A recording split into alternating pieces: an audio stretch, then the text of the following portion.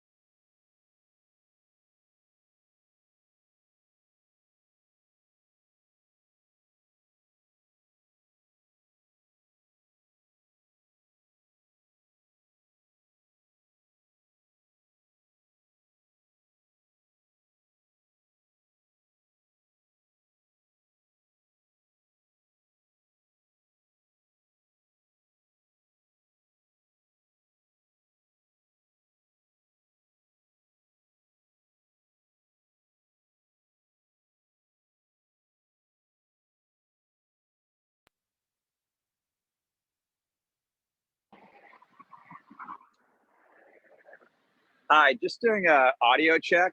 Can't hear any audio.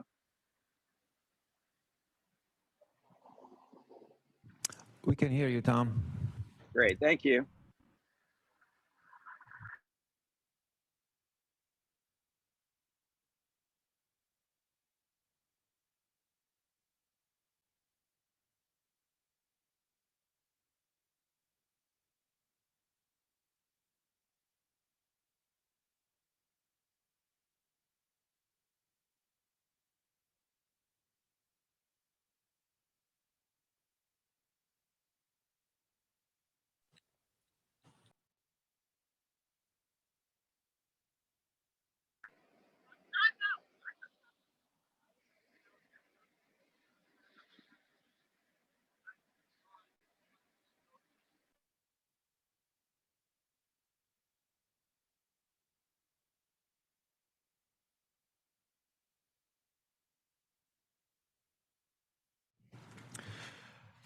Good morning, everyone.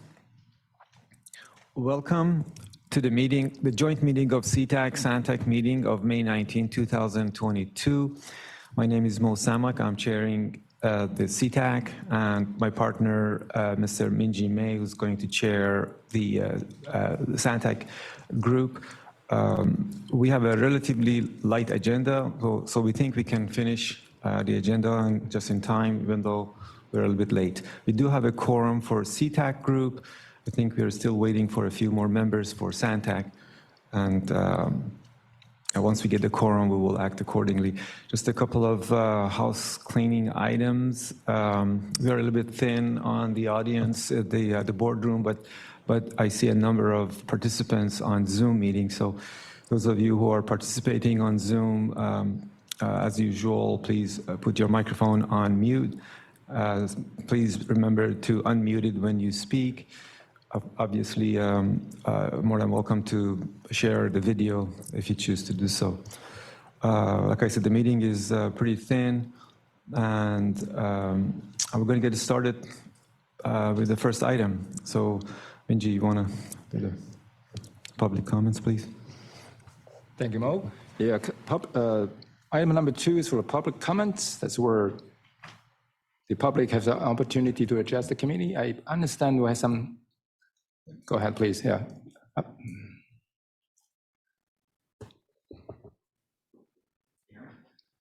Yes. I think that's better. There we go. Thank you. Good morning. My name is Jeff Hoyos. I'm a senior planner here at SANDAG, and I'd like to take a minute to invite your planning staff to join SANDAG for a workshop on June 1st at 1:30 p.m. to provide input on a regional EV charger management strategy. The strategy will provide guidance and best practices for public agencies to deploy, operate, and maintain EV charging at public sites. It will also support a future regional procurement for EV service providers.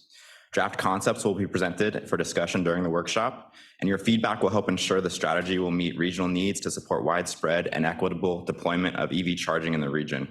A meeting invite was sent out earlier this week, so at this point, this is mostly just for your information, but please feel free to reach out if you have any questions. Again, the workshop is June 1st from 1:30 to 3:30 in the 7th floor conference room, and we look forward to the discussion. Thank you.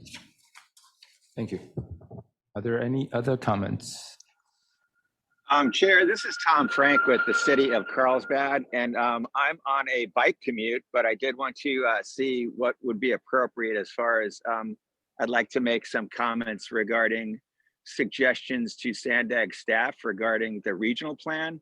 So I didn't see on an agenda where that may be appropriate. So would this be the appropriate time to make those comments? Yeah, you can, but you just be mindful that you have 3 minutes for your comments. Okay, great. Yeah, start the clock then. Yeah, so I just wanted to follow up with prior suggestions. And as we've heard from the SANDAG Board of Directors, there's going to be a change forthcoming to the regional plan that they adopted in December. And it's a very, most lay people have a difficult time understanding all the components of the formula or the flow of funds formula that's tied to the Transnet extension ordinance. So I'm strongly suggesting that SANDAG staff bring forward any proposed changes to the regional plan for our consideration, Ctac or the Mobility Working Group consideration prior to agendizing it on the Transportation Committee and then also to the Board of Directors. Because I know, at least for my city, Carlsbad, my mayor sits on the Board of Directors and he asks for my recommendations regarding all agenda items. So that's it in a nutshell. I'd like to actually suggest to the chair and the executive committee or SANDAG staff who sets this agenda to put this on the next agenda so we can discuss it and we can get an update on where the regional plan sits and any forthcoming actions tied to that. Thank you. Appreciate it, Chair. Thank you. Thank you for your suggestion. I don't think this is the time we take action, right? So we're taking notes and yeah, thank you. Are there any other public comments? Seeing none, I'll turn that over to Mo. Thank you, Minji. And just a quick comment on Tom's comment. I totally agree with the comments that Tom mentioned, and I'll work with Alex for potential future agendizing items specifically addressing this. Thank you, Tom. We're moving on to the next item, which is approval of the minutes. But before we do that, I want to recognize the fact that Tim Horniak, who used to help us go through the minute process, is no longer with SANTEC. I think he accepted a position with a private firm, and just want to take a moment and thank him for his diligent effort. Some of you may have heard me say that before. He was basically behind organizing the meetings and agendizing, and I'm sure Alex can confirm that he was a great help. We wish him the best. With that, so today, Tim is not here, and I know, I think Cicely is also in another assignment. So Alex is going to be helping us with all the details. So Alex, would you please take over? Yeah, thank you, Chair. And just for purposes of rule of order, we didn't have any additional comments for item number, from the public on item number 2, chairs. I just want to make sure we make that. Thank you. But with that, I do have Ashley Wiley, who is supporting me today. But what we'll do is, since a lot of you are remote and we have some members here present, in terms of quorum, we do have a quorum for Ctac, so we could just go down the line and state the member, the agency, and then the member supporting the approval of the meeting minutes. Unfortunately, we can't proceed with SANTEC unless we get a quorum, but for right now, let's just start with Ctac. Chair. Okay, this is Frank Rivera, Chula Vista. I make a motion to approve the April 21st, 2022 meeting minutes. I'll second the motion, but I think I have to abstain because I was not at the last meeting. That's fine, Tom. Thank you. You have a first and a second? John Collins, representing the City of Poway. I'll second that. Okay, very good. Thank you. With that, we're just going to go down the list, and if you could state your name and your agency, starting with the City of Carlsbad. Tom Frank, City of Carlsbad, abstain. Thank you, Tom. City of Chula Vista. Frank Rivera, approve, Chula Vista. City of Coronado. Jim Newton, approve. City of Del Mar. I don't believe we have a member present from City of Del Mar. City of El Cajon. Don't believe we have a member from City of El Cajon. City of Encinitas. Okay. City of Escondido. Good morning, Julie Procopio, approve. City of Imperial Beach. City of La Mesa. Mike, I believe you're. Alex, if I'm still on the Ctac list, then yes, I'm here, and though I have to abstain because I wasn't at the last meeting. Thank you, Mike. City of Lemon Grove. Okay. City of National City. City of Oceanside. City of Poway. John Collins, approve. City of San Diego.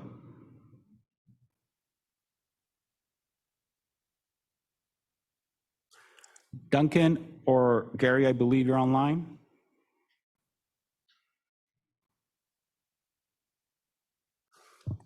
Yeah, I think Duncan's online too, but I have to vote abstain because I didn't attend last time. But if Duncan is here, he can vote on it.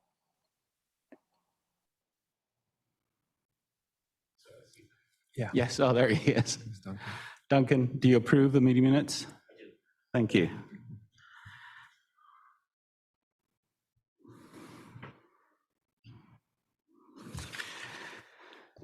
City of San Marcos. City of Santee. Jimmy, City of Santee, approve. City of Solana Beach. Mo Samak, approve. City of Vista.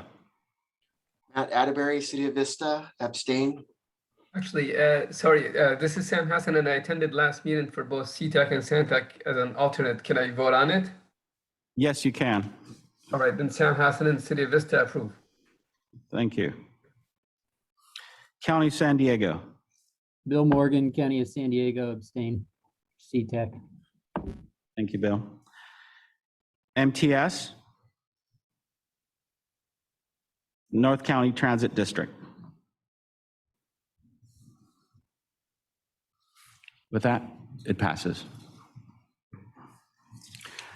And again, I don't believe we have a quorum from SANTEC at this point, so we can't approve the minutes on behalf of SANTEC. Zubair Wada, County of San Diego, move to approve. Hey, Alex, this is Tom Frank with Carlsbad. I could represent SANTEC if that's helpful, if you're close to a quorum, and then I could follow up with an email just saying I'm an alternate. I actually think I sent you a prior email on that subject. Okay, bear with me. Yeah, we still don't have a quorum for SANTEC. Thank you for trying, but still we're short. All right, thank you. So with that, I think we will postpone the approval of the minute for our next meeting. And do you want to do the next item? Yeah, move on to item number 4, is Caltrans update. I don't think Rob is with us today here. I have actually gone through the items. It's in the packet if you look through that. There are a lot of information, but I do want to bring your attention to one item. That's the annual submission of item, the form 9-C and 9-B to Caltrans. So one is the DBE, the other one's the ADA form, which is due on June 1st, which is coming up very quickly. And that's it. Very good. Thank you, Minji. That brings us to the staff report portion of the meeting. And item number 5, the first item on this category is advancement of the Ctac and SANTEC working group and converting that into a one mobility group. I understand there are some updates, and I'd like Alex to provide us with an update. Thank you, Chair. So there's really 3 updates. One is we're still working through our TC chair to assign a chair for the new working group, and hopefully we will have some news within the next month. The second update, if you have not reached out to your city managers to be a representative for that new working group, please do so. I'm hoping to get a list of who's confirmed, who's going to be the appropriate representative for the new working group by the end of the week, and we could issue that and just send you guys a reminder for those agencies that have not touched base to be a representative, a voting representative, excuse me. And the third is I want to mention and introduce, I believe Jennifer's online. She's going to be taking the lead for this new working group. As you know, we restructured the agency, and she's leading the mobility, I would say, program.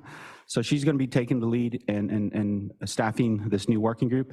And my team will providing support, and my team will mainly be involved on technical task force discussions. Jennifer, do you want to say a couple words? I don't want to put you on the spot, but. That's great. Thanks, Alex. So hi, everyone. I'm Jennifer Williamson. I may have worked with a few of you. I've been doing planning work at SANTEC for about 17 years, and then at MTS before that for about 11. So I'm really thrilled. The planning group has kind of morphed. I used to be a transit planner almost exclusively and worked on a lot of development projects.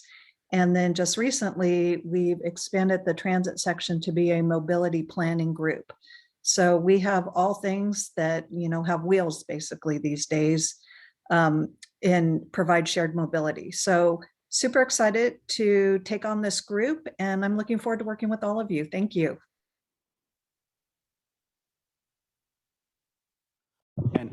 And sorry, one last item. The reason I want to bring this team or this working group up to speed is because this will be our last formal Ctac SANTEC joint working group meeting in May. But we're going to be coming back to you with more information as we transition to the new working group. And there is an item at the end of the agenda that I think I would like to provide some remarks, and I'm sure members would like to provide some remarks as we sunset this working group. Thank you, Alex. I appreciate the update. Just want to make a couple of very quick remarks, and then obviously we're going to open up to the group at the end of the meeting if there are any additional comments. For one thing, the fact that we're changing into a mobility group, at least from our point of view, I'm talking about Minji and myself, and of course Minji can speak on his own. We consider that an enhancement to our current process. And of course, we are going to welcome Jennifer, who's going to help us out. And I'm happy to recognize that Alex is still going to be with us. He's going to be in charge of the technical part of the group. His knowledge, input, and participation is very valuable. We certainly like to keep him around, at least during the transition period, but hopefully for many more time frame, longer time frame.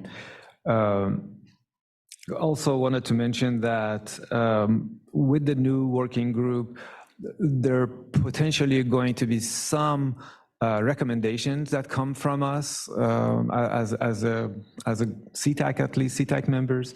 A couple of them that comes into my mind is that right now we're entertaining basically the names of 2 individuals for each agency to represent the agency with the mobility group. It is from my point of view, it's possible that we ask for maybe a 3rd member just in case, as we do have 3 members currently for Ctac group at least. The other thing is we may want to recommend to have a vice chair just in case the chair that the Transportation Committee assigns to us potentially may not be available for the entire, I guess, term, and having a vice chair is probably advantageous. Those are some minor logistics. I'm sure we can go through them as we develop the new, as we move into the new working group, I guess, format. So those are my immediate comments. And of course, like I said, we will have more opportunities to receive comments from the rest of you at the end of the meeting. With that, I'm going to move to the next item. Minji. Oh, sorry, go ahead. Yeah, Chair, we do have a hand raised for this item. Oh, okay, sure, certainly, please. I guess that's me. Good morning, Chair and members of the committee. My name is Andy Henshaw. I'm Executive Director with the San Diego County Bicycle Coalition, and also a longtime organization member as advocates on both the Bayshore Bikeway Working Group and the Active Transportation Working Group, which is my understanding that both of those working groups will be going away once this is on board. My concern is the lack of advocacy or community seat that is from not an official jurisdiction that have been existent on those other 2 working groups is not represented on this new one, a mobility working group. And we just want to be on record to ask for a voting seat on this on this new mobility working group. We think it's important, given the work that SANTEC's doing to advance active transportation in the region and to have mobility and sustainability as a high priority with the new regional plan and transportation plan. So we think it's important. We've been longtime members. We've been active and felt effective on the Active Transportation Working Group, and would like to continue to have a voice from the bicycling perspective and active transportation on this new mobility working group. So thank you for your consideration. Thank you, Andy. I appreciate the comment. That comment is very well noted, and I highly recommend that you continue your involvement with the new mobility group that is going to definitely provide for these type of communication at the beginning of the meeting, if not inside of the meeting. So certainly your comment is noted, and we'll definitely consider that. Thank you. And sorry, before we move on to the next item, we reached a quorum with SANTEC Chair. So if you want to go back to item number 3 for approval of the meeting notes for SANTEC before we move to the next item. Yeah, sure. Yeah, so I understand we have a quorum for the SANTEC committee, so we can go through the process of approving the meeting minutes for the last meeting. Is there a motion? This is Zubir, and I move to approve the minutes. Zubir, I have a motion. I need a second. Paul Rivera, you can make it. Paul Rivera, Chula Vista, I'll second. Thank you. So we have a motion and a second. Please vote. Thank you. And I'm going down the list. Caltrans. Brian Miller for Caltrans, abstain. Thank you, Brian. City of Carlsbad. This is Tom Frank, the Transportation Director, City Engineer, and I abstain. Thank you, Frank. City of Chula Vista. Paul Rivera, City of Chula Vista, approve. City of Coronado. Jim Newton, approve. Thank you, Jim. City of Del Mar. City of El Cajon. City of Encinitas. City of Escondido. Alberto, abstain. City of Imperial Beach. Steve Manganello, abstain.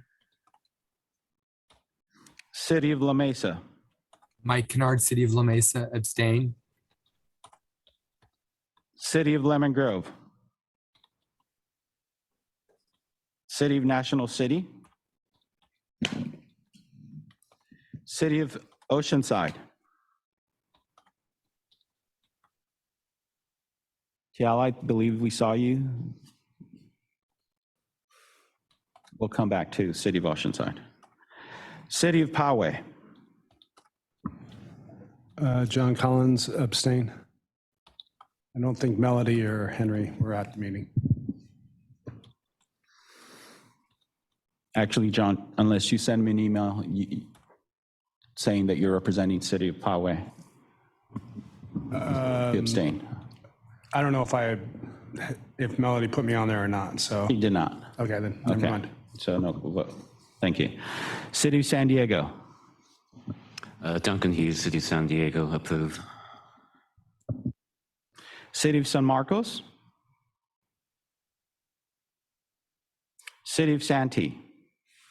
Minjime, City of Santee, approve. City of Solana Beach. Thought I saw Jim. Mo is going to, he attended. I had watched it, but I wasn't at the meeting.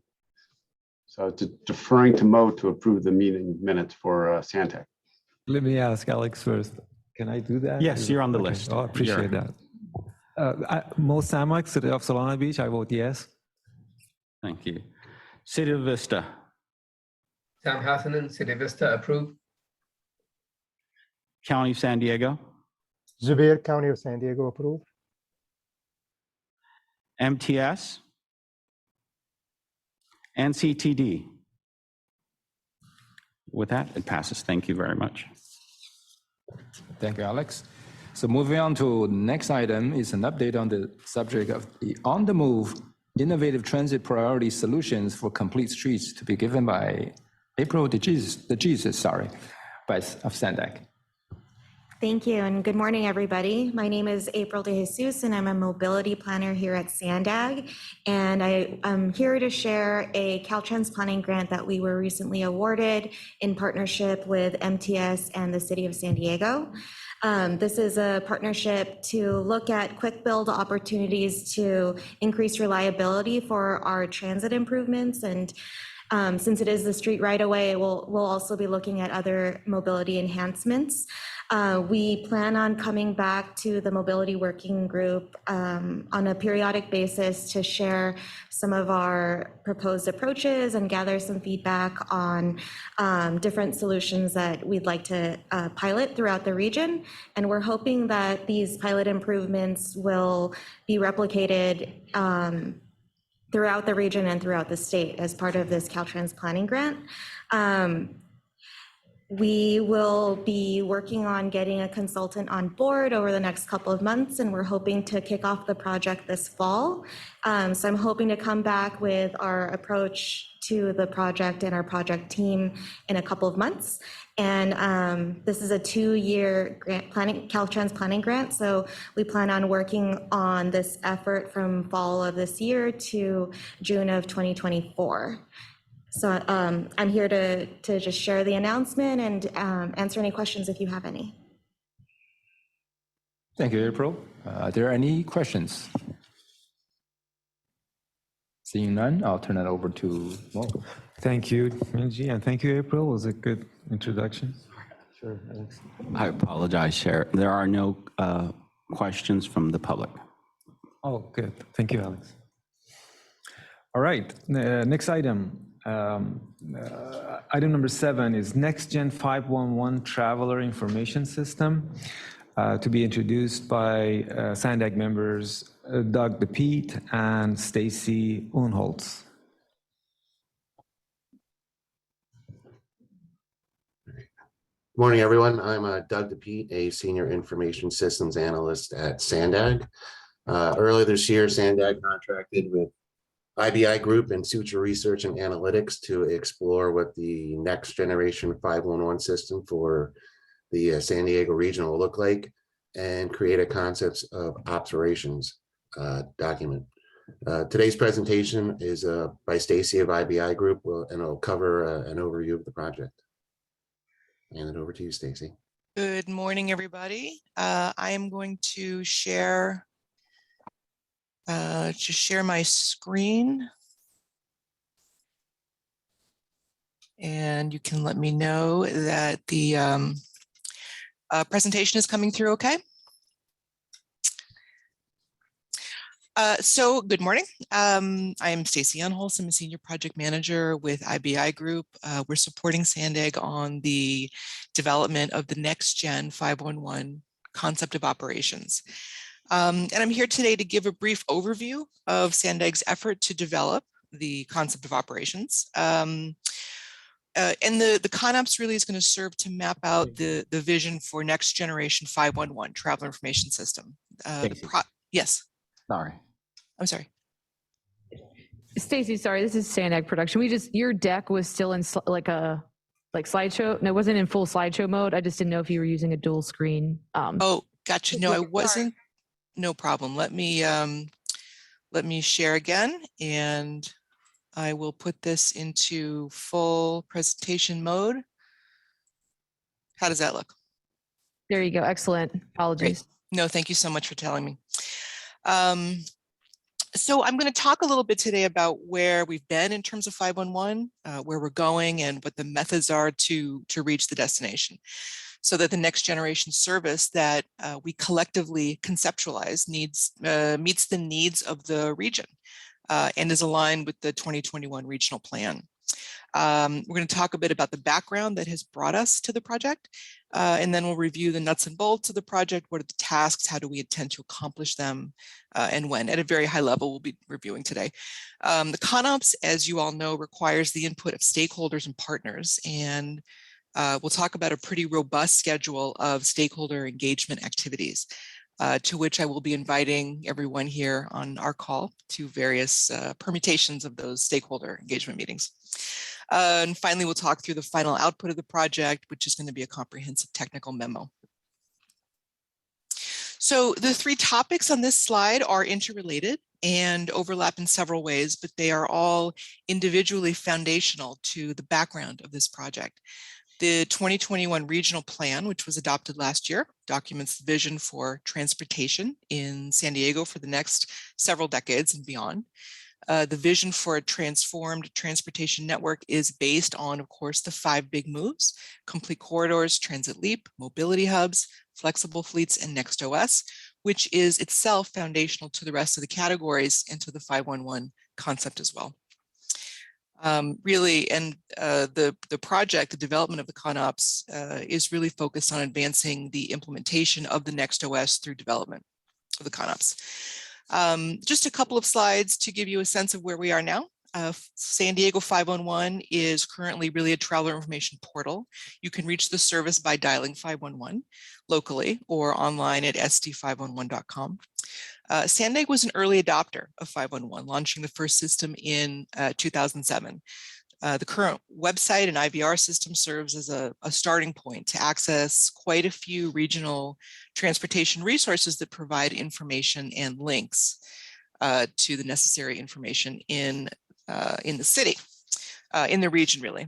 In fact, the 511 information is pushed out to SANTEC social media as well.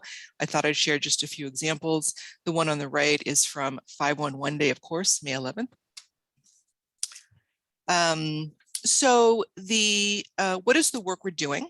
Where are we going in order to develop a concept of operations for Next Gen 511? The regional plan, the 5 big moves, the integration of NextOS all serve as inputs to the direction that we're headed. And those areas really include equity and the expansion and improvement of the system for all users. Mobility as a service, really. We're going to explore how 511 might facilitate improved access to not only trip planning, but booking and perhaps payment. Convenience, really, in every way to access all transportation modes. Expansion of the role of the private sector and coordination with adjacent regions, services, and platforms, really across counties, international coordination with Mexico, adjacent tribal communities, and certainly we want to benefit from lessons learned both in SANTEC's previous deployment and nationwide. I'm just going to, I think I've covered that. So the group is, this group, of course, is very familiar with the process that dictates our work. We're following the systems engineering approach for ITS projects. San Diego's regional architecture was updated last year and the regional plan adopted at the end of the year. And so now we're doing the research and the information gathering necessary to create a full ConOps. The importance of following the systems engineering process, of course, is that it provides an organized approach to developing and implementing a system, which is really the ultimate endpoint for the work we're conducting now in the development of the ConOps. The ConOps really will document the technical and the non-technical user inputs to help define the core system and shape a user experience that focuses on the features and functions that are most meaningful and most practical to the users. ConOps will provide a guiding vision statement. Should SANTEC look to deploy a next generation 511 as a one-stop shop for a wide range of services? Will 511 in the region provide full service multimodal traveler information, trip planning, mobile payment, essentially becoming the first, I think really would be the first regional mass mobility as a service? A few of the concepts will be taken to the stakeholders to solicit input. Are listed here for convenience: mobility on demand, mass, as I mentioned, the seamless integration of all the 5 big moves as envisioned in the regional plan. I think the core of the reason that I'm here today talking to you is that we are inviting stakeholder engagement from everyone here in this meeting and on the call. The stakeholders are basically classified into 2 groups, technical and non-technical, and kind of further categorized from there. The technical stakeholders will contribute to the user needs through a series of technical workshops, and we have those workshops planned for, the first couple are planned for June and July, and we will be soliciting your input and inviting you to participate in those workshops. The core of the work, of course, is the stakeholder engagement. I wanted to just give a kind of a timeline of the workshops and the presentations that we have planned over the next several months. And it's at this point that I'd like to invite anyone here on the call to reach out to Doug DePete, who is the PM for SANTEC, or myself, to participate. We will also be reaching out to you. We've got several opportunities for you to be involved in different levels as a member of essentially the steering committee, the project development team, as well as the smaller breakout technical sessions. And with that, I will leave you with a little bit of contact information and ask if there are any questions for me. Thank you, Stacy. Alex, are there any questions from the audience? We have a raised hand from Subir. Yeah, thank you. This is Rivera, County of San Diego. I was wondering on the traffic information on the I think you said SD 511 dot something, but I think when I type that, it takes me to South Dakota. I think it's 511 SD, not SD 51 to take it to San Diego. If I'm my not apologies. mistaken. Thank you. Okay. Thank you for that Just correction. for the group, so they know it's easy to get. Absolutely. The question I have is that is the traffic information you get on the 511 website come directly from the Google traffic, or is that comes directly from our Caltrans database? Do we have to go through them or not?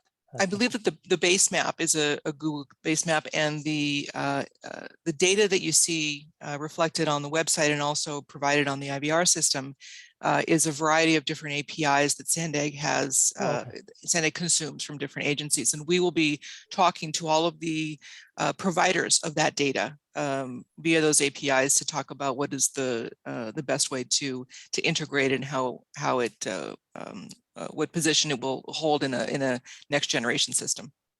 Yeah, thank you. And also, I looked at the Bay Area, and they do have a lot of construction information in the website. Ours, I don't think it seemed to have enough, but because probably the cities or the local agencies, you're not getting much information from them. But that would be great if it's there, if we can establish that for the construction, because those comes and go, and the travelers should know that when they are, planning their trips or whatever. Absolutely, and I appreciate that comment, because that is an example of the information that we're going to be coming to you to get. What do you want to see on the system, and how do you want to see the information illustrated? So thank you for that. You're welcome. Thank you. I don't see any other raised hands from members, but we do have a raised hand from the public, if we want to go to the public, Chair. Sure, let's hear from the public, please. Good morning. This is Tim Bylash calling from Del Mar. I appreciate this committee's shift and the attention to this technology for transportation especially. I'd just like to raise a few things that come to my mind as you set up your committees and your work, and I'll just list them if that's okay. I would consider some of these important to look at, particularly the communication between the different types of devices, whether it's a cell phone, whether it's booths that are in the transportation arenas, whether it's at home or on laptops. And so that communication can be broadcasting to a device. It can be intaking information from device for use. It can be handshaking for communications or handshaking for data. It can be a control mechanism that is half or full duplex, so that these devices are dumb or smart terminals, and the calculations happen on the actual devices versus servers in terms of efficiency. I would support open source access. The current systems tend not to be. And security and anonymization of data, I think, are ultimately important for future security. The efficiency and usefulness for the user will probably determine whether they'll be used and accepted. And of course, the cost in terms of what do we get out of these communications that we can't get other ways besides these big systems. I thank you very much for getting into this and look forward to what you will be doing in the near future. Thank you, sir, for your comments. Are there any other comments on this item? Chair, I don't see any other comments from members or the public. Great, well, thank you. And thank you, Stacy. And Doug, I appreciate the information. We're very much interested in this system and looking forward to hearing more from you and our participation as individual agencies. So appreciate that. Thank you. Minji? Yeah. Item number 8 is an update on the Mobility Data Clearinghouse to be given by Doug DePete of SANTEC and Alex Kavanagh of HNTB. Go ahead, please.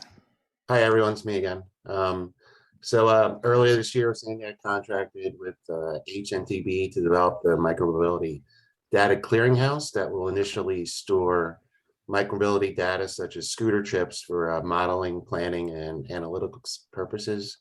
And over the past few years, internal SANTEC staff created the ConOps and the system requirements documents that are being used as the start of the project. And we also did a privacy impact assessment. And Alex from HNTB will be giving us an overview of the project. Thank you. Okay, thank you, Doug. And thank you everyone for the opportunity to present on the MDC today. Can everyone see my screen? Yes, we can. Okay, so today I would like to cover a brief project overview and a description of the type of data that we will be ingesting as part of this project.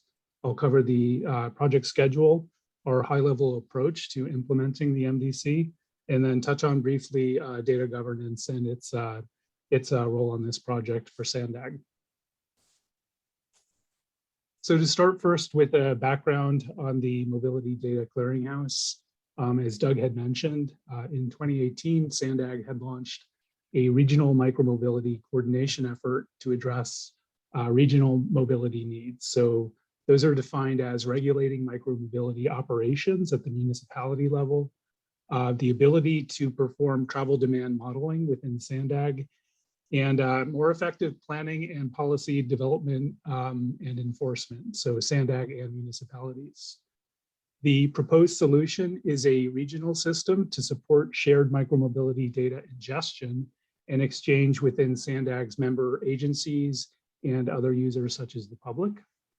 And the initial scope of this project is to ingest micromobility trip data from micromobility providers, dockless scooters, bicycles, mopeds, and any other modes that will utilize data in the mobility data specification MDS format.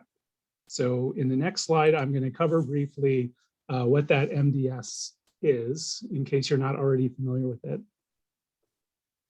So MDS is a collection of APIs, which are application programming interfaces that allow data to flow securely between cities and providers. So what you see on the right-hand side of the screen is an example of what that data looks like, streaming from an operator or a mobility provider and how it will be ingested into the MDC. And in the little diagram at the bottom of the screen, you see sort of a conceptual representation of operators or provider agencies on the right, city or SANTEC agency on the left, and then MDS is the way that the two share and communicate information. So this information can be ingested, aggregated, de-identified, stored, analyzed, all in real time, and provide ways in which we can make better operational and planning decisions.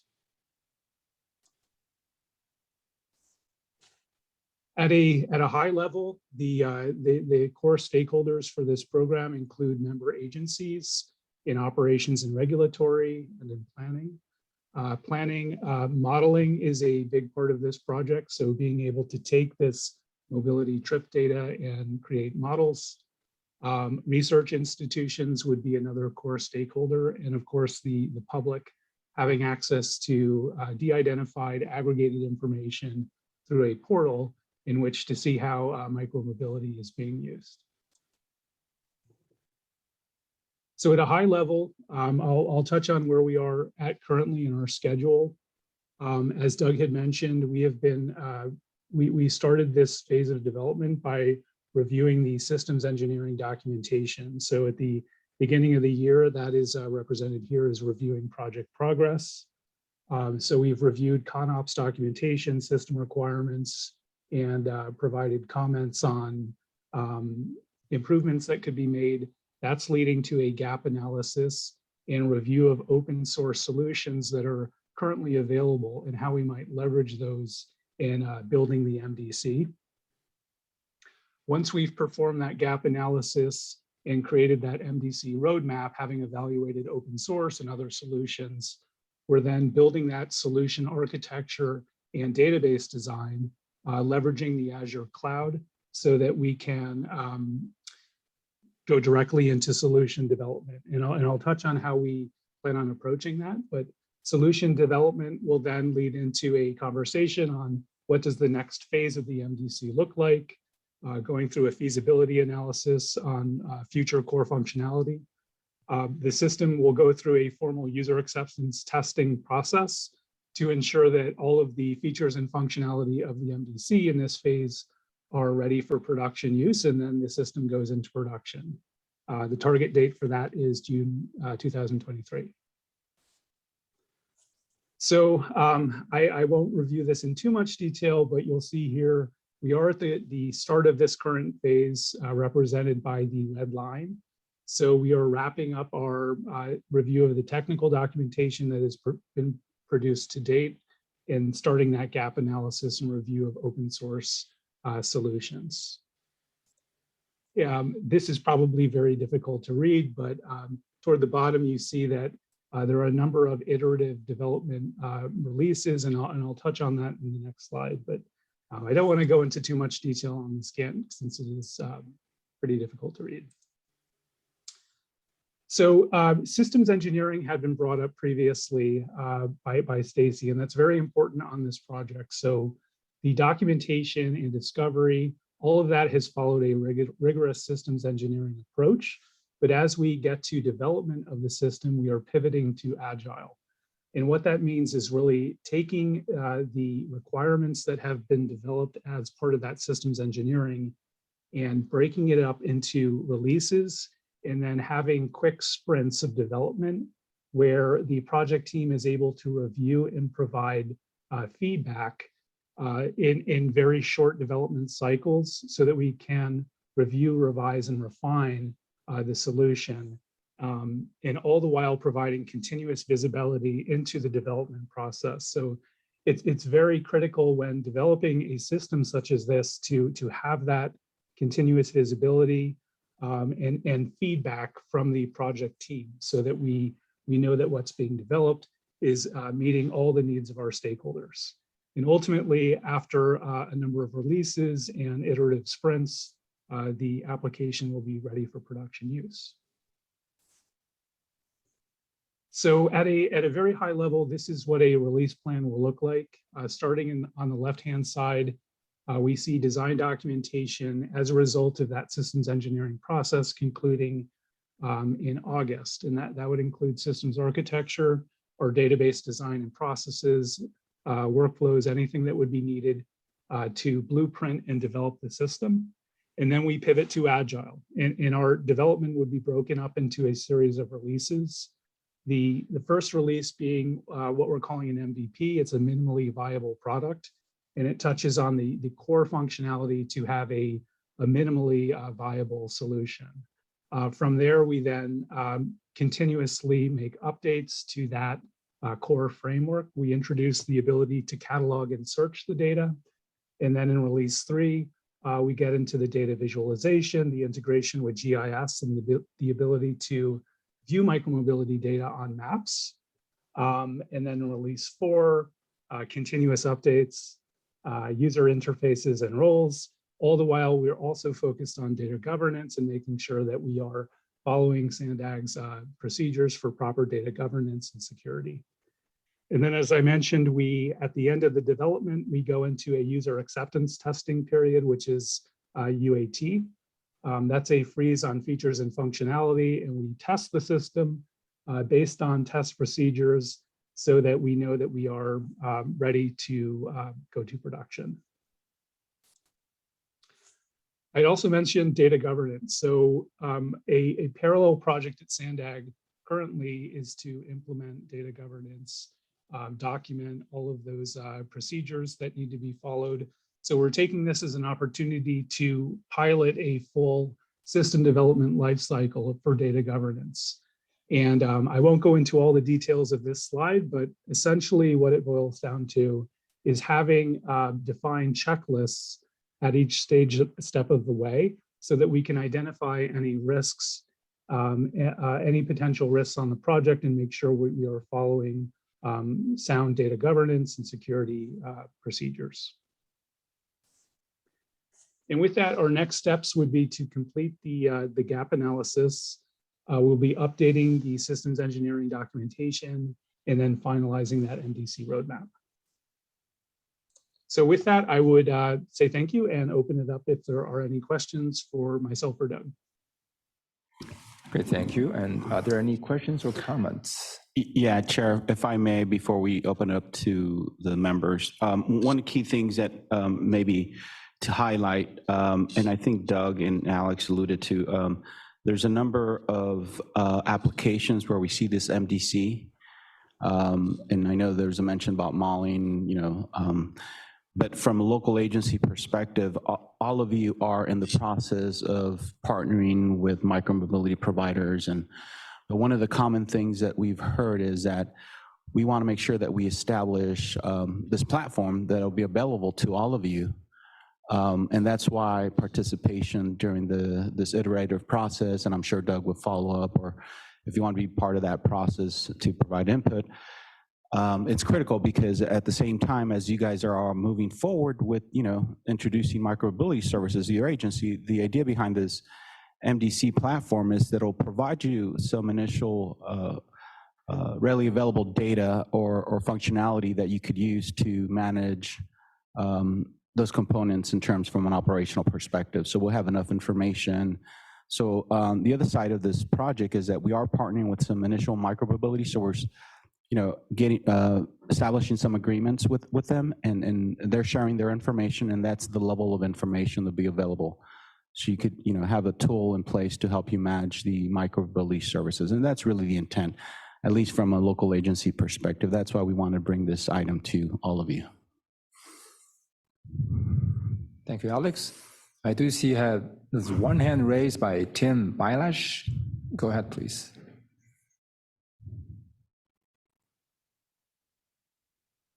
Tim, are you there, or is that just a stale hand? Can you hear me?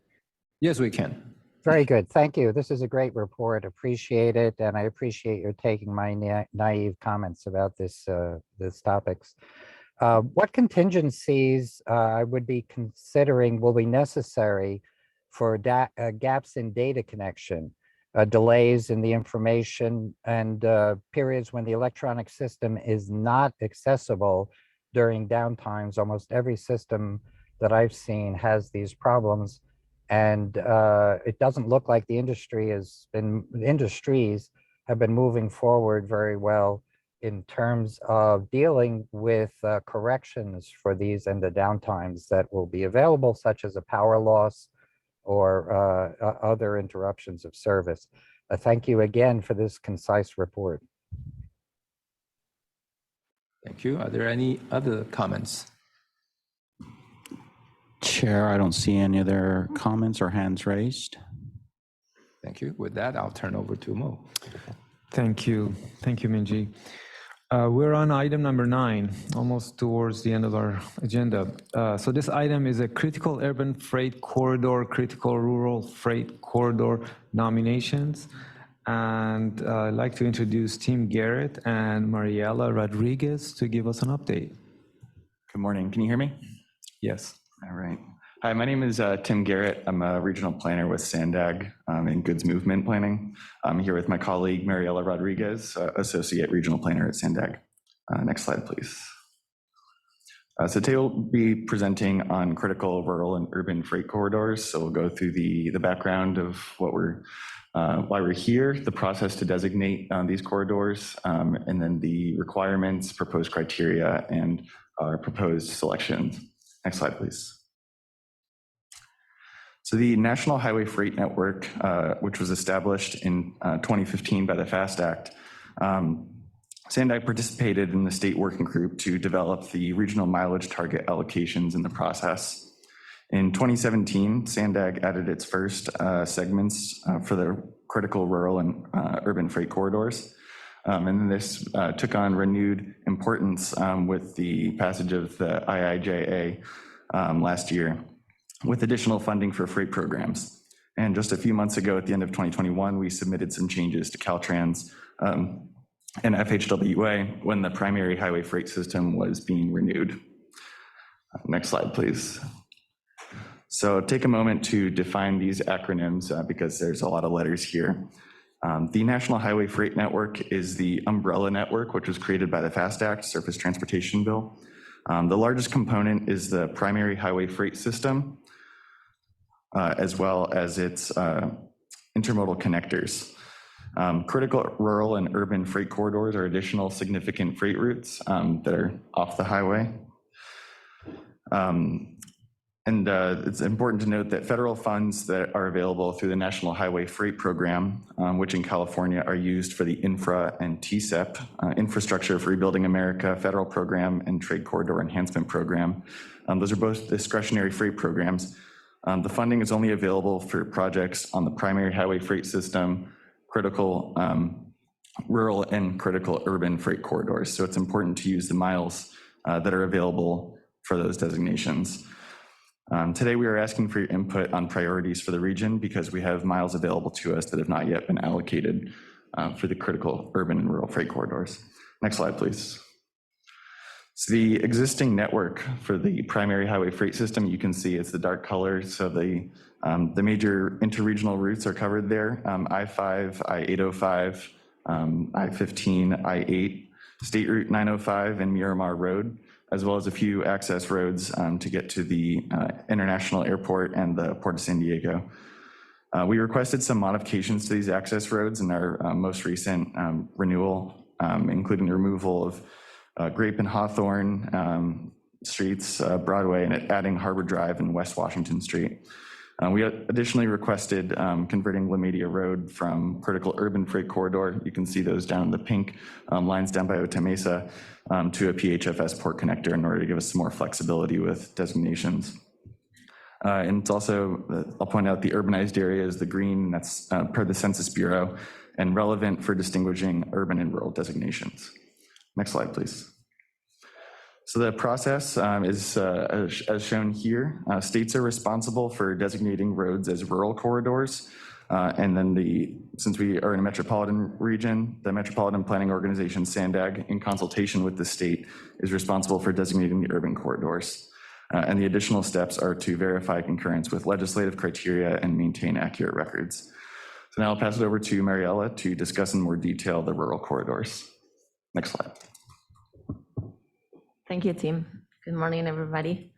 Today I will be, next slide, please. Thanks. Today I will be presenting the preliminary recommendations for critical rural freight corridors or CRFC designations. This table shows the current mileage designated as CRFCs in San Diego County. Unlike the CUFCs, which Tim will be presenting later in the presentation, there is no target allocation by region for CRFCs. The allocation for the state of California is 623.54 miles. Next slide, please. The FAST Act establishes criteria that a route must meet in order to be designated as a rural freight corridor. In order to qualify for this designation, the route cannot be in an urbanized area and must meet one or more of the criteria on the screen. The Federal Highway Administration uses the US Census definition of an urbanized area as the basis for differentiating the critical and rural freight corridors. Excuse me, Mariana. Yes. Can you speak a bit closer to the microphone, please? Sure. Thank you. Next slide, please.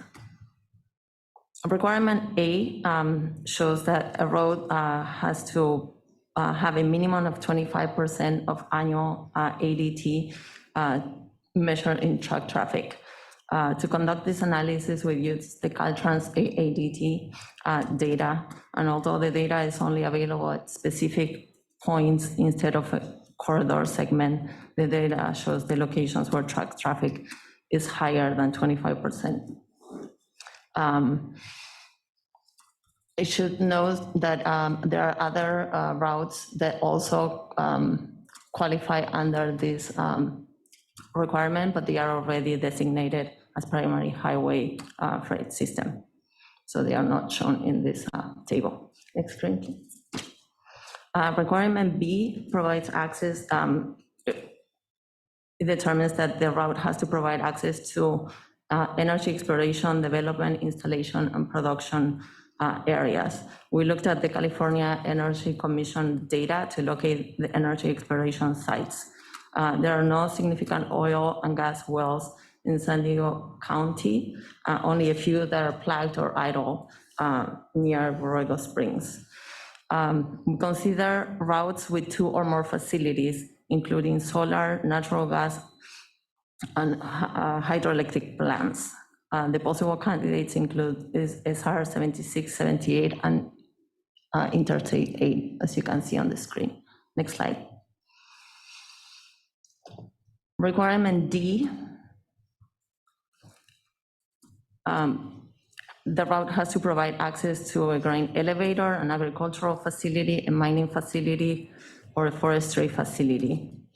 There are no operational grain elevators in the San Diego County that we could find. There are no lodging operations registered on the Cal Fire or Forestry Department databases. We use the California Department of Conservation agricultural layer to determine agricultural facilities, which are the land use shown in green and brown on this map. The routes that connect to those agricultural facilities include SR 76, SR 78, and SR 94, when the segments are depicted on the screen. Next slide, please. For the mining facilities, we looked at the California Department of Conservation database also. Most mines in the county have been reclaimed or are in the process of being reclaimed. There are 5 mines that are either closed or idled, and 8 active mines in the rural area, which is the area outside of the blue shaded area in the map.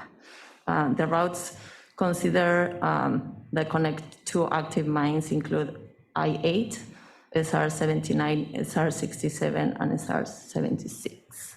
Next slide, please. Requirement E, the route must connect to an international port of entry, and it's the only rural port of entry that we have in the county is the Tecate, and the route that connects to it is SR 188 and SR 94. I would like to note that a segment of SR 11, which connects to the future Otay Mesa East Port of Entry, is in the rural designated area and is already designated as a critical freight corridor, as Tim mentioned earlier. Next slide, please. Requirement E, the corridor has to be vital to improving the effective movement of freight of importance to the economy of the state. Interstates and state routes in the rural areas form the major arterial corridor for rural connectivity, and those routes are designed to move goods on a regional, state, national, and in our region also at an international level.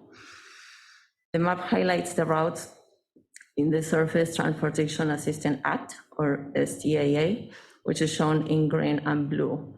And those are the ones that are considered in this analysis. Next slide. These are the routes that came out of the evaluation of all the different designations, and we consider 3 criteria to pass them on to be recommended for rural freight corridors. One is the route an interstate or a state route, whether or not it's classified as TAA? And then are there any projects in the regional plan on those routes? And the routes that fulfill those three criterions were the ones that are preliminary sent to recommendation for designation. Next slide. The two corridors that the preliminary ones recommended for CRFC designations are the ones shown on your screen. These corridors have been adjusted for consistency with the comprehensive corridor projects in the 2021 regional plan and the STAA designation routes. With that, I'll pass it back to Tim, who will discuss the urban freight corridors. Thank you. Thank you. So in contrast with the rural corridors, there is a regional target allocation in terms of mileage, and that's 28.67 miles for our region. So the current urban corridors include Britannia Boulevard, La Media Road, and State Route 11, all located by the Otay Mesa Port of Entry. So that would leave 22.03 miles available, but we recently requested, as I mentioned earlier, that La Media Road be redesignated as a PHFS intermodal connector in December. So that would give us 24.3 miles available total. Next slide, please. So similar to the rural, we have legislative criteria, and they're a little bit different for the urban ones. So connecting to an intermodal facility, serving as an alternative highway option for something that's already on the PHFS, primary highway freight system, serving a major freight generator, or additionally important to the movement of freight within the region as determined by the MPO or state. Next slide, please. So going through each of those criteria, we'll start with intermodal facilities. The main ones to point out are the 10th Avenue Marine Terminal and National City Marine Terminal along San Diego Bay. There's additional rail truck transload facilities kind of located adjacent to the railroads, although they're not hugely significant in terms of volume. And note that we already submitted Harbor Drive and Washington Street connecting to the airport and the Port of San Diego for PHFS connectors. Next slide, please. For alternative highway options, we looked at the existing PHFS segments, primary highway freight system, those are on the left, and then the kind of parallel facilities for consideration that would be alternate routes. Next slide, please. For major freight generators, we used the same zones that were identified by the SANTEC planning study in 2018 to look at freight generating land uses. So those clusters are shown on the screen there. So we looked at the routes that intersect those freight generating zones. Next slide, please. And then for the last criterion legislatively, the important to the movement of freight, either to the state or MPO, we're relying on routes, as Mariella mentioned, designated as the national network or terminal access routes, since those are the ones that already have the geometry to accommodate trucks of a large size, as well as routes identified in SANTEC's 2021 regional plan on the right side as important freight routes. But we would certainly welcome the group's thoughts on another way to define important to the movement of freight for the state or MPO. Next slide, please. And then for additional considerations beyond the legislative criteria, we wanted to add some regionally significant ones, including the amount of truck traffic, truck safety measured by truck-involved fatal and serious injury crashes, and equity, whether the route intersects a disadvantaged community based on Cal and Barrow screen. We think this makes sense because future freight projects will be focused on reducing emissions and improving air quality and trying to prioritize the improvements in those communities. Next slide, please. So you can see here graphically those criteria. So the red are those disadvantaged communities as defined by SB 535, and the routes with more than 4,500 trucks per day on the left and kind of the orange color. And then on the right map is the truck involved fatal and serious injuries between 2015 and 2019.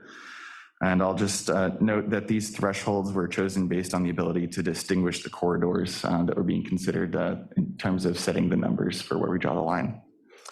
Next slide, please. So here we have the total list of segments identified by those criteria and whether they meet all of them. So there's a kind of box filled if they do meet the criteria, and then they're ranked by the number that they satisfy. So those, yes, I would say the primary candidates are the ones I-5 from downtown down to State Route 905 and State Route 78 up in North County. And noting that we have either 22 or 24 miles available for designation, depending on if the La Media Road converts to PHFS. The next slide, please. A couple final notes. There is an on-off process as needed. SANTEC can designate and de-designate miles as needed, or also do a mileage swap with another MPO as long as both MPOs agree. So this just about sums up what we've identified for these criteria for how we want to define critical urban and rural freight corridors. But we would like to know from the group if there are additional roads or criteria that you think we should be considering from a regional lens. And the same goes for any freight projects that are planned on being implemented in your cities, because the designation is required for National Highway Freight Program funding. So we would need to, if you were planning to apply for those funds, we would need to have the designation. So that is the end of the slides, but hoping to hear some discussion, additional projects, criteria, or routes we haven't considered. Thank you, Tim. Thank you, Mariana. Appreciate the presentation. Are there any questions or comments? I have a question regarding a little detail. Can you go back to slide number 17? I have a question for that one. Yeah, 17, I see the target 28.67. How was that determined? So SANTEC participated in, it was a Caltrans working group back in 2016. I don't know the exact criteria, but I believe it was based on total number of lane miles within the region and population and total volume of freight. So I believe that all of the regions within California were given a target allocation based on the total number of miles that California had available to designate. So that process took place before we were starting to look at this. So I don't know exactly, but that is what's been given to us from Caltrans. So that was kind of set at its state level in a sense. Yeah, state level. And I believe that SANTEC and other MPOs were collaborators in the process for defining how to divvy up those among the state. Okay, I'm just wondering, because I'm thinking based on population, the total mileage, everything, San Diego probably should have a higher percentage-wise because we're close to the border, when you have more trucking. Yeah, one other question for item, for slide number 20, if you can go there.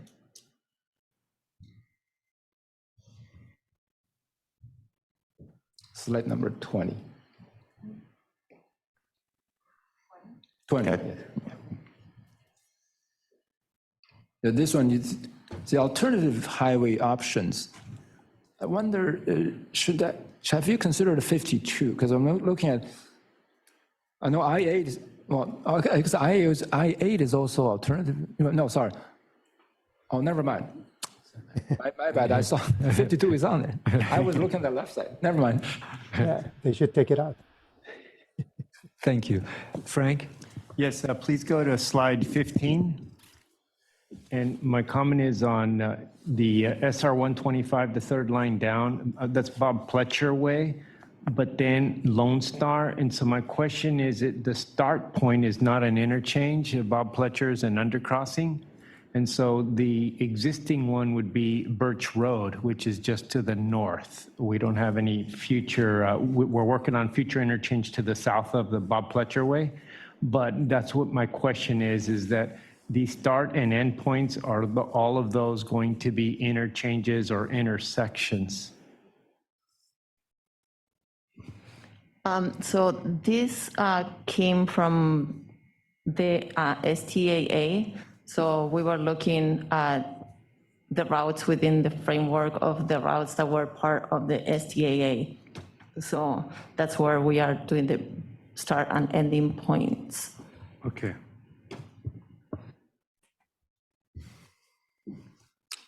You okay, Frank? Thank you. Okay. Alex, are there any? Yeah, we have a comment from Sabir. Yeah, thanks, Alex. Thanks, Alex. This is Zubair.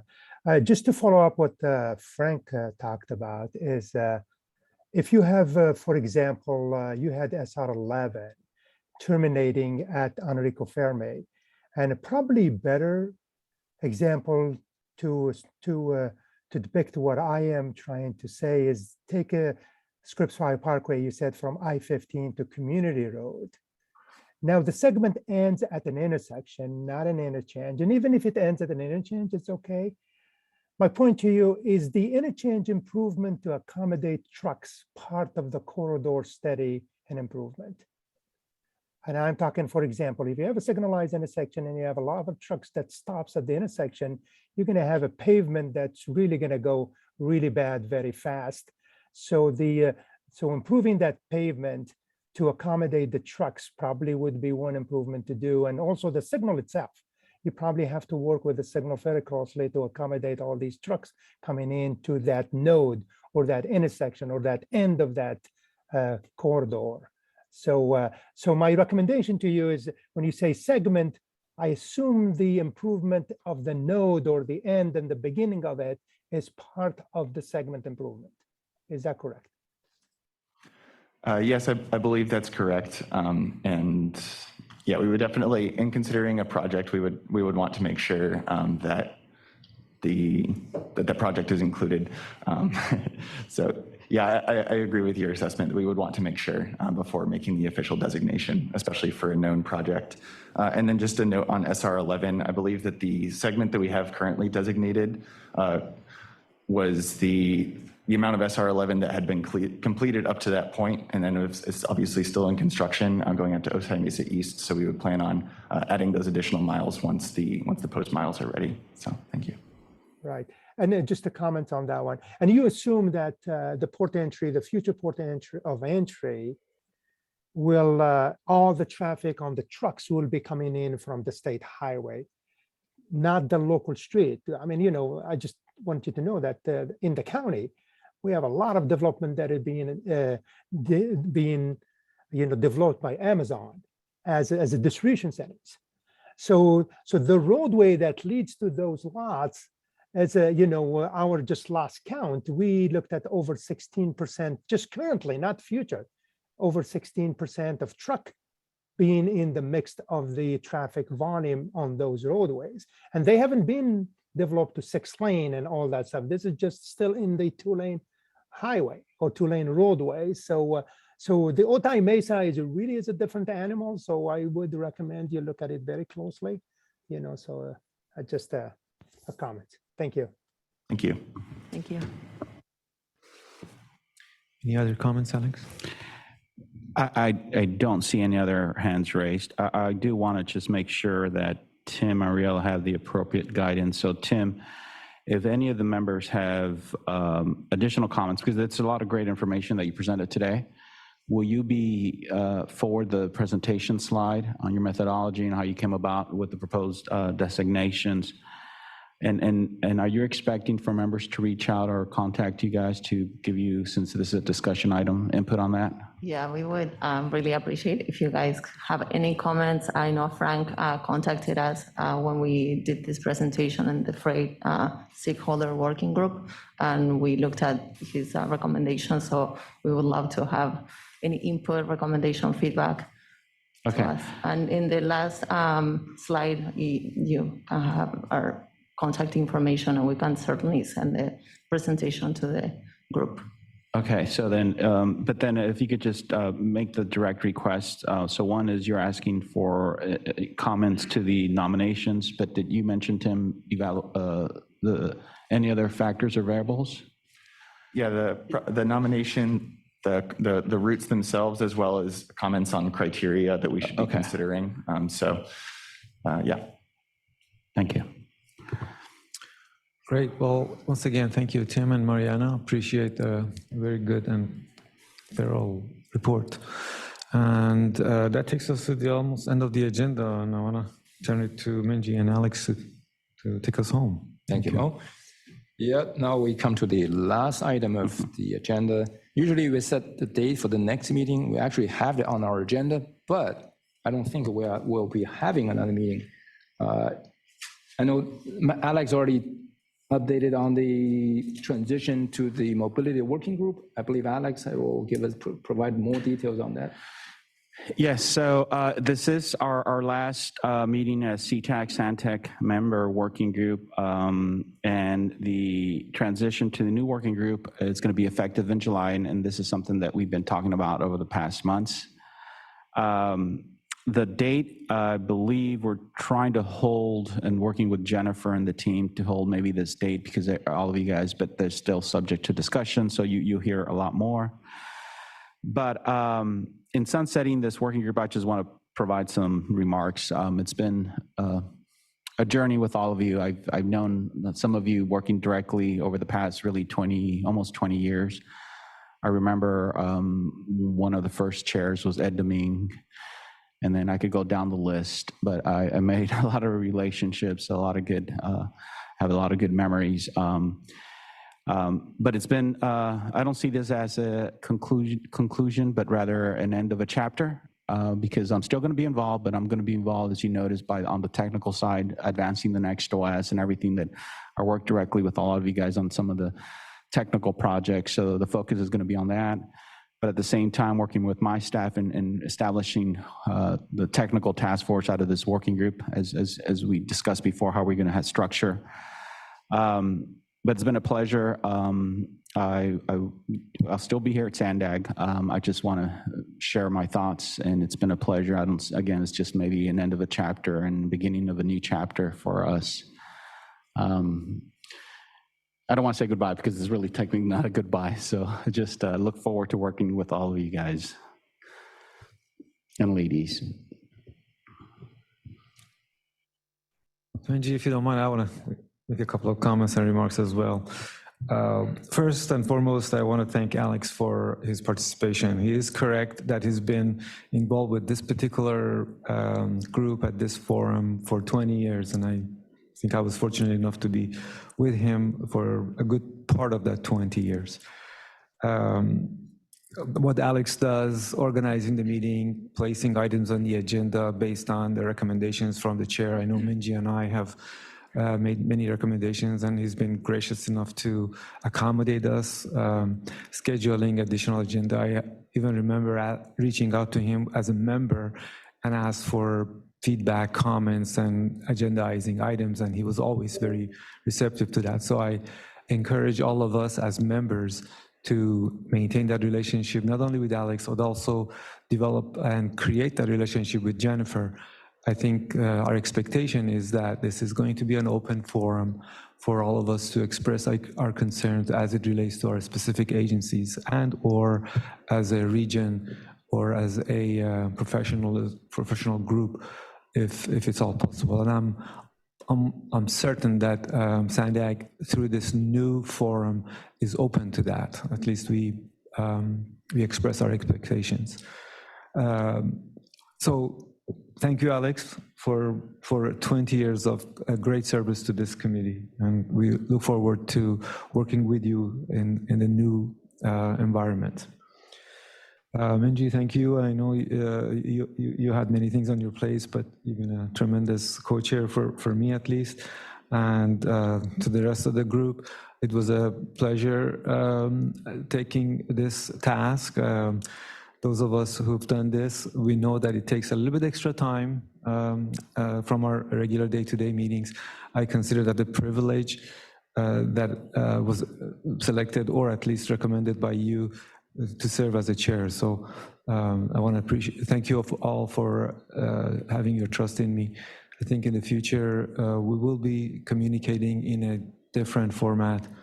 My recommendations, as I mentioned, was let's continue our participation in the new working group. We probably should, as a group, make a recommendation for a co-chair, whether it is a member or someone else from the Transportation Committee. At this point, I don't really have a preference, but I think that's a subject to deliberation by the group. I also would recommend to have a third person for representing each agency, just to be on a safe side. And lastly, I think the maintaining this forum where we could have a hybrid arrangement of in-person and also ability to participate remotely, I think is a great opportunity. I remember when I was working for City of San Diego, and when I had meetings in North County at Escondido or San Marcos, it is a task to drive back and forth. So I can recognize the fact that most of us are actually participating. As I mentioned, the room is pretty thin, but I think if I had to put a number, it's basically a 6 or 7 to 1 ratio as compared of in-person participation versus remote participation. So I think that's a great option to maintain, but obviously SANTEC has a lot to do with this. Anyways, these are my closing remarks, and thank you for your trust and faith in me and Minji. Have a nice day. Thank you, Mo. I want to say, yeah, it was a pleasure working with you as well. And also want to thank SANTEC staff, particularly Alex, for supporting this group, and all the other staff as well for supporting both groups. And I got involved with SANTEC more than 20 years ago. And at the time that we're still meeting in the old county office on Overland. Some of you may remember that. I remember that was, at the time I was much younger, I guess, than today. I see a bunch of old folks, talking about the traffic. Now I realize that's how people look at me today. But that was kind of part of my inspiration in a sense. I thought, you know what, I like to do that myself someday. And of course, at the time, I remember, I think Zubir was still with Wildan, and Alex was a cute young man, and still a cute young man. So it's been a pleasure working with all of you. I thank you all for your support and trust over the years. And I hope it was as much fun for you as it was for me. Thank you. Now I open the floor for anybody who have thoughts and reflections. I have a comment.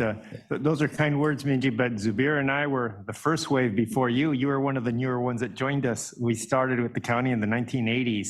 And so it was very informal, but I think, together we were able to get a lot of things accomplished and work on a lot of policies that helped each of the local agencies. And so once it came over to SANTEC, at that point, it was, I think the word got out and we were able to kind of reach more people than the way we were doing it before with the county. So I welcome the change, and I look forward to the changes coming forward on the mobility group. But I think that's what it takes. We just keep moving on to the next iteration to get more done. So I appreciate it. It's been great experience for me on SANTEC and Ctac for all these years, and I appreciate all the people that I've met throughout the region. Thank you. Thank you, Frank. I see a hand raised by Julie, followed by Zubir. Yes, good morning, everybody. I just wanted to thank Alex for his incredible service to the region. He has been such an incredible guide for us. I think we've worked together over the last decade on this committee, and he has really been such a strong partner for all of the local agencies. I know Ed Deming, who is my predecessor, you said was the first chair, and he thought a lot of you, Alex, and I do as well. I want to welcome Jennifer. We're looking forward to getting to know you and working with you. And also want to thank Mo, who's been a great chair the last 18 months. You've led us so well, and you've always considered everyone's ideas and made this a welcoming environment for us to share. And so thank you for that, and for your service as vice chair before that, of course. And finally, Minji, of course, as a leader in SANTEC and a leader in the region in traffic engineering in general, your continued service and knowledge has been just priceless. So thank you all. We really appreciate it. And I'm looking forward to the next chapter. I can't wait to be a part of it. Thank you. Thank you, Julie. Zubir, please. Yeah, thank you, Minji. I appreciate it.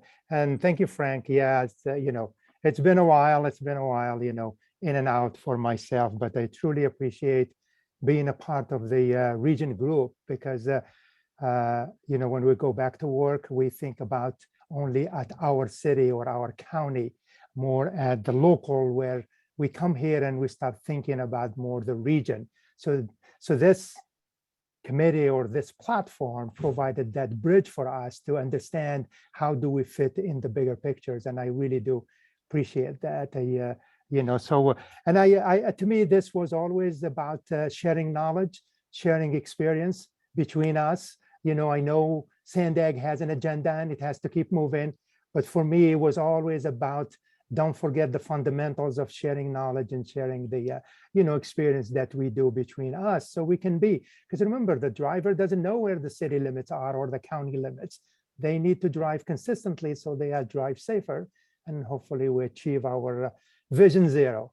So that's one thing I wanted to say. And the other thing, I may not be in the mobility committee, but if you guys see a merit for my presence in those technical task force, I'll be happy to participate, and that's really where I enjoy my time, is really being in the technical side. And I would recommend to SANDAG strongly, don't forget, it's great to establish these visions, these programs, but remember the program has two ends, has your end and has the user, the city ends, because you'd still need us. And make sure that you have a strong, or you have a consistent a line of information that comes to you. So I remember in the past, we established things, and then when it gets to the city, sometimes with the staff changing, and this is not their priority, things just dies and go away.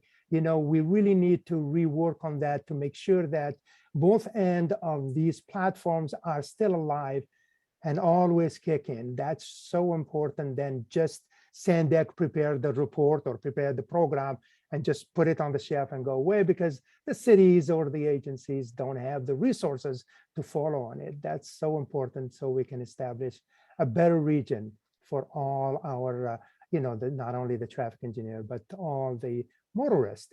And now with the active transportation, our road users. So with that, thank you so much, everyone. And I truly enjoyed my time with you guys. And I hope I've been a help to you, not a hindrance to you. And I know sometimes it could be a little of a pain, but I just wanted to share that with you. Thank you so much. Thank you, Zubir. I'm sure we'll see your participation at some point. Do we have any other comments? We don't, Chair. Thank you. I think with that, we'll be ready to conclude this meeting. I look forward to work with all of you, or at least some of you, in the Mobility Working Group. And with that, this meeting is adjourned. Thank you all. Thank you.